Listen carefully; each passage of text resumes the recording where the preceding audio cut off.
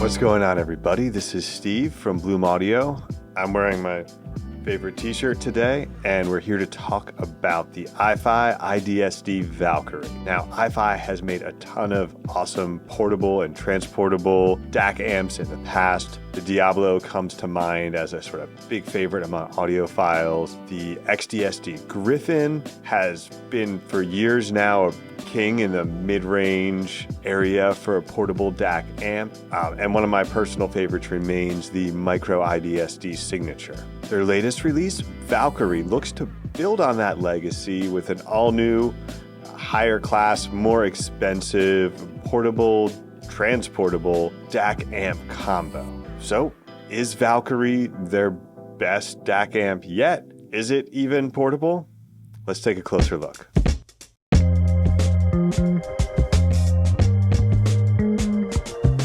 Valkyrie is kind of like a cross between the Diablo 2 and the Griffin with some additional refinement added in. So, you've got the power level is more similar to the Diablo 2. It has XMEM support, but then from the Griffin, you've got the screen, you've got a greater number of sound customization options, X-Bass and all of that. Put them together and, a Griffin and the devil, I guess. I don't know, man.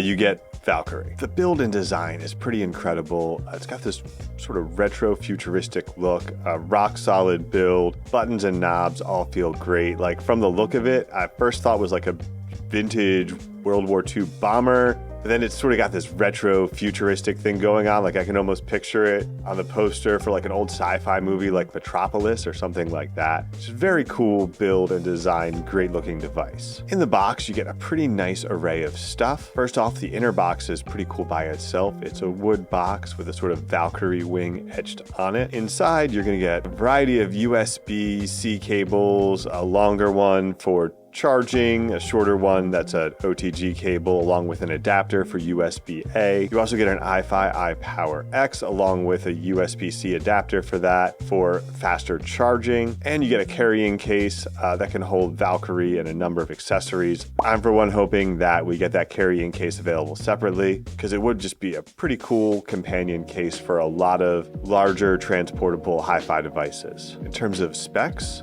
Valkyrie uses a quad DSD 1793 DAC configuration along with a Chrysophea FPGA digital remastering engine. Its maximum output power is listed at 2,258 milliwatts. They don't provide an impedance reference for that number. There are 4 lithium polymer batteries, which together combine for 20,000 mAh. It supports Bluetooth 5.4 with a Qualcomm QCC5181 chip, and it supports high-res audio with PCM up to 768 kilohertz and DSD up to DSD 512 or up to DSD 1024 with the DSD remastering feature.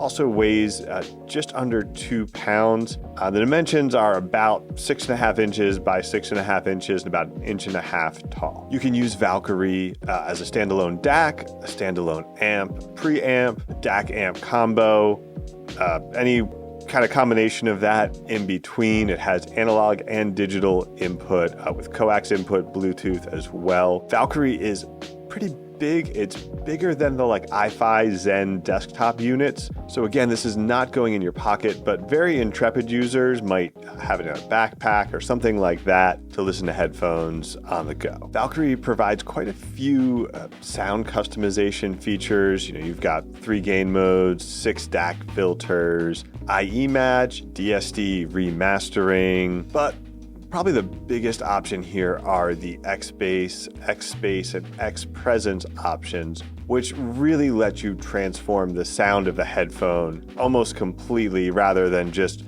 kind of tweaking around the edges as most DAC filters do. Without any of the filters, Valkyrie sounds incredible. This might be the best sounding DAC that iFi has released.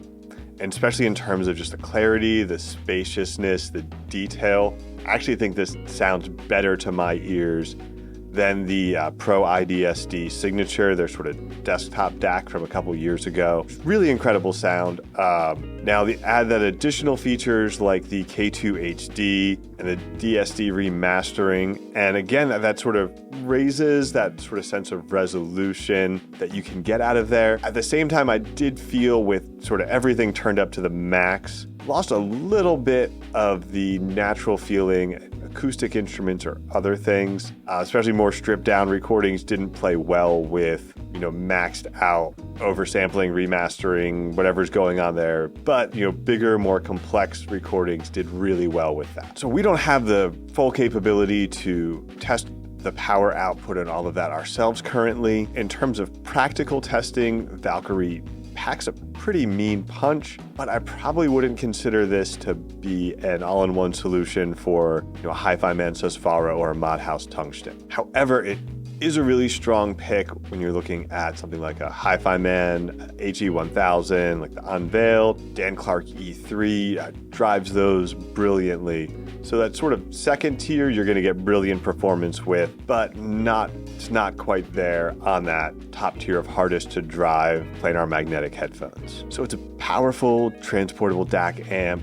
Looks cool, lots of features. Is there someone specific this is designed for? Is Valkyrie for the children, the Vikings, everyone in between?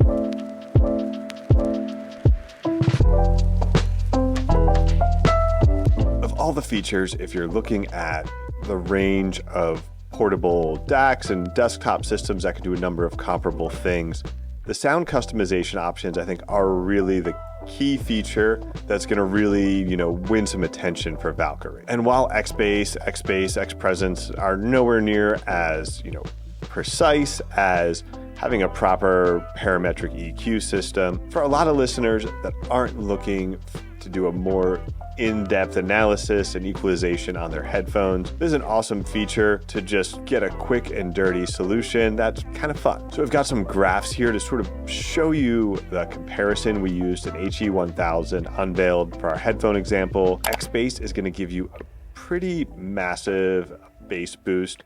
Starts at around 200 hertz and just goes up all the way down into the sub bass beyond the bottom of the graph. Presence is going to boost your mid-range into your upper mids. You're going to get a little bit more of that vocal range. Again, what's typically called the presence range. That's going to make things stand out a little bit more. And X-Bass, as I understand it, is more than just a analog EQ filter. There's some things going on there with possibly the channel balance as well. But as you can see, it kind of either, depending on how you're looking at it, attenuates the low frequencies or boosts the high frequencies a bit. What makes this more interesting is the fact that you can combine these filters for some different effects. Like, for example, do you hate bass? Well, add X-Bass plus X-Presence, and you can maybe get rid of bass entirely forever. Maybe it's the opposite. You don't really want treble, you want more bass, more thickness, and more vocal presence. Try X-Bass plus X-Presence. Or if maybe you like the bass, but you just want to balance it out a little bit, X-Bass plus X-Space is actually a pretty solid combo. It's interesting because in some ways, all these options, it makes it kind of feel like a toy. But that initial level of sound quality, detail, combined with how well executed this whole thing is, it's not just a toy. It's a very highly refined, incredibly well-made toy. So I'm thinking about who this is for, transportability, the power, definitely a big part of that. But I think what's setting this apart more is this is for somebody who wants to have fun with their music. They're not necessarily looking closely at all the measurements and making sure this is the most accurate reference device possible. They don't want to go into deep analysis on, the perfect EQ to balance out their headphones for hip hop. They just want to hit the happy bass button and get the happy bass. And honestly, that's kind of me. I want to hit the happy bass button and get the happy bass. So whether or not that is exactly you, that leaves us with the question of, should you buy it?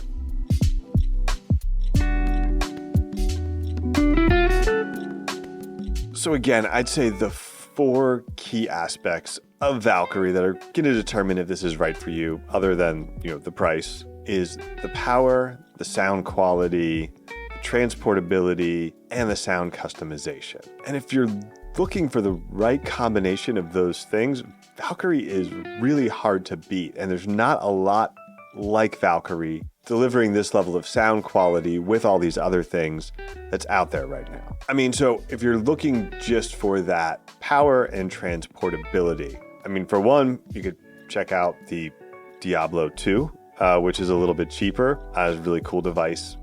Going down a little bit further, X-Duo XD05 Pro is another option, again, that's going to give you power and transportability. I think they both lack the level of detail and refinement that we're getting here, and just all of the features and customization as well. So again, there's an option if you're looking for power and transportability. There are definitely some great options like that that just don't hold up to Valkyrie in other aspects. Now, if you're looking for the power and the level of sound quality and refinement, but don't care so much about the transportability or the customization options, you might want to look at something like the Topping DX9. It's bigger, doesn't have a battery. It sounds incredible for a few $100s less, but it doesn't have an X bass button. There's no happy bass button on the DX9, which could be a deal breaker if that's what you're looking for. Probably the closest comparison here is the Chord Hugo 2. It's a little over $2,000, while Valkyrie is $1,699. Chord Hugo 2 comes in, it's got the sound quality, it's got the portability, it has some sound customization options, though not as many, and it's honestly pretty close on the power. If you're looking at something, again, like an HE1000, Hugo 2 does a great job with that. It's maybe not as close to being ready for those top tier ones, but if you're not all the way there and you're a little bit closer, it's kind of neither here nor there in this discussion. And Hugo 2 actually has some light sound customization options with some filters, nowhere near as powerful as what Valkyrie can do though. Say purely on sound quality, Hugo 2 has a little bit more wow factor. Even with everything turned up to the max on Valkyrie, the imaging on Hugo 2 just seems a little bit more holographic. It achieves a little bit more of that separation and weight in the imaging without getting that little bit more of an artificial tinge I catch from Valkyrie sometimes. But in terms of connectivity and honestly just some, modern upgrades that Hugo 2 lacks at this point, Valkyrie definitely, the Bluetooth 5.4 support, better just general input-output, ability to be used as a standalone amp and all of that, and the general interface, Valkyrie is a step above Hugo 2 there. Bottom line is, Valkyrie's definitely a big evolution for iFi. And if you've loved iFi's past portable and transportable DACs and you want the next level up, Valkyrie is absolutely that. If maybe you aren't as familiar with iFi's past offerings in this space, but you want this combination of features. You want the refinement, you want the power, you want something you can bring with you that's not tied to your desk, and you want the happy fun bass button, it's really hard to beat Valkyrie. Valkyrie just really stands out as this unique unit that does all these things so well. Thanks for watching. You check out Valkyrie and a lot of other great products at bloomaudio.com. Be sure to like and subscribe, and we'll be back soon with more high fidelity audio content.